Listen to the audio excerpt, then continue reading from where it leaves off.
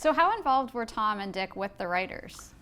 Well, Tom was a little more involved than Dickie was, but they're both gifted.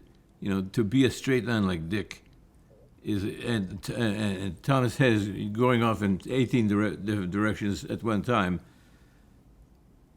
He was able to find Tom was going here and bring it back to here and guide him that way.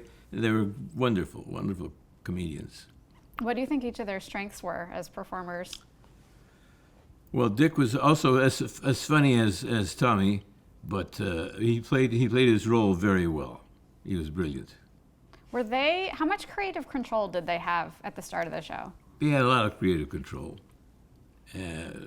Absolutely too much. I learned by the third season because they took the show in different directions.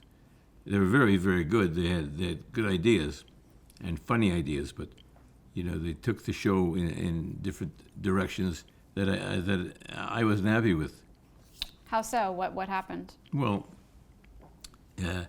political directions that when you get too much on the nose, it's no longer witty and clever.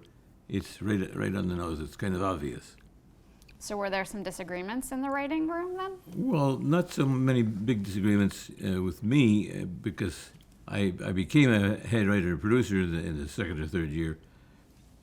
But we had disagreements with the program practices people and with some of the guys that ran the network.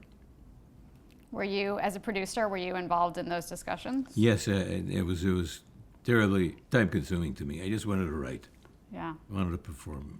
So what kind of criticisms or notes were you getting from the network? Well, things like little notes that say, page 33A, the use of the word fuck is not acceptable to us. And they were hysterical, the notes. What would you guys come back with?